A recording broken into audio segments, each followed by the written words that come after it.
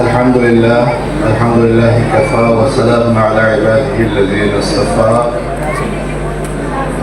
أما بعد أعوذ بالله من الشيطان الرجيم بسم الله الرحمن الرحيم لقد كان لكم في رسول الله أسوة حسنة صدق الله العظيم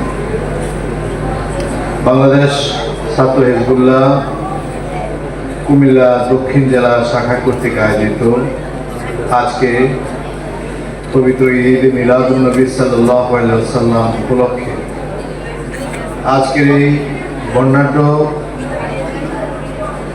ইসলামী সাংস্কৃতিক ও কুইজ পুরস্কার বিতরণী অনুষ্ঠানের সম্মানিত সভাপতি, আজকের অনুষ্ঠানের সম্মানিত প্রধান অতিথি, বিশেষ অতিথিবৃন্দ, আমার সামনে উপবিষ্ট সুধীজন, প্রথমে আল্লাহ সুবহানাহু ওয়া তাআলার শুকরিয়া আদায় করছি। আল্লাহ সুবহানাহু ওয়া তাআলা আমাদেরকে অত্যন্ত বরকতপূর্ণ নূরানি ইরফানি এই অনুষ্ঠানে অংশগ্রহণ করার তৌফিক দিয়েছেন। মাবুদের দরবারে শিরকে অবনত করে লাখো কোটি সুজুদ পেশ করছি এবং জবানে আমরা আল্লাহর শুকর আদায় করে বলছি আলহামদুলিল্লাহ। রাসূল সাল্লাল্লাহু আলাইহি ওয়াসাল্লামের ঈদ মিলাদুন-নবী পালনের জন্য আমরা আজকে এখানে সমবেত হয়েছি। মুহাম্মদুর রাসূলুল্লাহ সাল্লাল্লাহু আলাইহি ওয়াসাল্লাম দুনিয়ার সর্বশ্রেষ্ঠ মহামানব, আল্লাহর পরেই যার মর্যাদা এবং সম্মান। সকল আম্বিয়া এবং রাসূলদের সরদার যিনি সাইয়্যিদুল আম্বিয়া মুহাম্মদুর রাসূলুল্লাহ সাল্লাল্লাহু আলাইহি ওয়াসাল্লাম, যার প্রশংসা স্বয়ং আল্লাহ সুবহানাহু ওয়া তাআলা করেন। আল্লাহ সুবহানাহু ওয়া তাআলা বলেন ওয়া রাফা'না লাকা যিকরাক, আমি আপনার মর্যাদাকে সমুন্নত করেছি। যার চরিত্র সম্পর্কে আল্লাহ এইভাবে বলেছেন ইন্নাকা লাআলা খুলুকিন আযীম। রাসূলের মর্যাদা, চারিত্রিক বৈশিষ্ট্য বর্ণনা করতে গিয়ে আল্লাহ সুবহানাহু ওয়া তাআলা যে ভাষা ব্যবহার করেছেন, প্রথমে ইন্না বলেছেন, এরপরে লাম দিয়ে তাকিদ লাআলা। রাসূলের চরিত্র সম্পর্কে বর্ণনা করতে গিয়ে আল্লাহর একটা সিফাত, আযীম একটা সিফাত সংযোজন করে বলেছেন খুলুকিন আযীম। বলেন না সুবহানাল্লাহ। রাসূলের মর্যাদা আমার আপনার এই জবানে রাসূলের কি মর্যাদা আমরা বর্ণনা করব? স্বয়ং আল্লাহ সুবহানাহু ওয়া তাআলা তার প্রশংসা করেছেন, মর্যাদা বর্ণনা করেছে। সুবহানাল্লাহ। মুহাম্মদ হামিদ হামদে খুদা বস, খুদা মদহে আফিরি মুস্তাফা বস, খুদা দর ইন্তজার হামদ মানিস, মুহাম্মদ চশমে বররাহে সানানিস। মুহাম্মদের প্রশংসা করেন স্বয়ং আল্লাহ সুবহানাহু ওয়া তাআলা।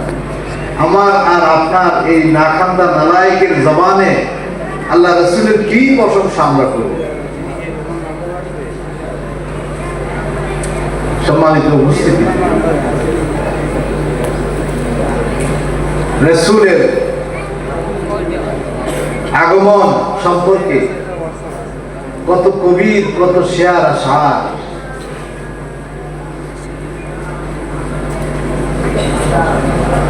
একজন কবি এভাবে বলেছেন वे बिजली का करका था ये सौत हादी,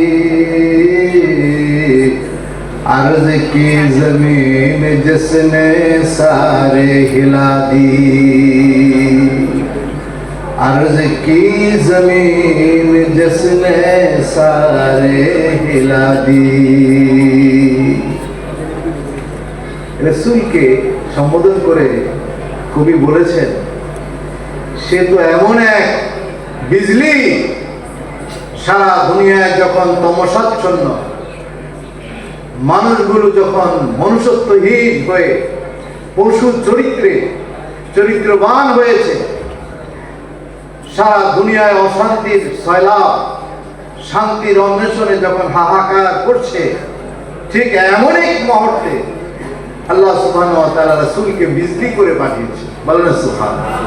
কাদ জাআকুম মিনাল্লাহি নূরু ওয়া কিতাবুন, আলোক বর্তিকা করে আল্লাহ সুবহানাহু ওয়া তাআলা রাসূলকে পাঠিয়েছে। রাসূলের আগমনের সাথে সাথে সারা পৃথিবীতে যে বৈপ্লবিক পরিবর্তন শুরু হয়েছে। রাসূলের আগমনের মাসকে কি বলা হয়? রবিউল আউয়াল। রবি শব্দের অর্থ কি? বসন্ত। রবি শব্দের অর্থ কি? বসন্ত। শীতের পরে বসন্তে, শীতের সকল নির্জীবতাকে হারিয়ে বসন্তে যেমনি ভাবে সকল প্রকৃতির মধ্যে একটা পরিবর্তন দেখা দেয়, নতুন পত্র পল্লবে প্রকৃতি সুসজ্জিত হয়, সৌন্দর্য মণ্ডিত হয়, রাসূলের আগমনের সাথে সাথে সারা পৃথিবীর সকল তমসা, সকল বৈষম্য, সকল অন্যায় দূরীভূত হয়ে ন্যায়ের সত্যের ধারা পৃথিবীতে প্রবাহিত শুরু হয়েছে। এবং রাসূলের চরিত্র আদর্শ যারা অনুসরণ করবে, যুগ যুগ ধরে তারা সুপথ প্রাপ্ত হবে, হেদায়েত প্রাপ্ত হবে এবং তারা সফল কাম হবে। সেজন্য আল্লাহ সুবহানাহু ওয়া তাআলা বলেছেন, লাকাদ কানা লাকুম ফি রাসূলিল্লাহি উসওয়াতুন হাসানাহ। রাসূলের জীবনীতেই রয়েছে তোমাদের জন্য সর্বোত্তম আদর্শ। আদর্শ হিসাবে আমরা যতদিকে ঘুরপাক খাচ্ছি, কোনো আদর্শ মুক্তি দিতে পারবে না, কোনো আদর্শ মানুষকে শান্তি দিতে পারবে না। একমাত্র মুহাম্মদ রাসূলুল্লাহ সাল্লাল্লাহু আলাইহি ওয়াসাল্লামের অনুসরণের মাধ্যমেই দুনিয়া এবং আখিরাতের মুক্তি সম্ভব। সম্মানিত উপস্থিতি, আমার আলোচনা শেষ। আমি সর্বশেষ একটা কথা বলছি। ইবাদত রাসূলের তরিকা অনুযায়ী হবে। ইবাদত হবে কার তরিকায়? নামাজের ব্যাপারে আল্লাহ বলেছেন আকিমুস সালাহ, কিন্তু কিভাবে নামাজ আদায় করবেন? আমার রাসূল বলেছেন সাল্লু কামা রাআইতুমুনি উসাল্লি। আচ্ছা বলেন তো দেখি, আকিমিস সালাত আলা যিকরি, নামাজ কায়েম করব জিকিরের জন্য। নামাজের সময় হলে আমরা সুবহানাল্লাহ সুবহানাল্লাহ যদি কয়েক হাজার বার পড়ি, নামাজ হবে? কেন হবে না? আল্লাহ তো বলেছেন আকিমিস সালাত আলা যিকরি। আমার রাসূল বলেছে সাল্লু কামা রাআইতুমুনি উসাল্লি, আমাকে যেভাবে নামাজ পড়তে দেখো সেভাবে পড়তে হবে।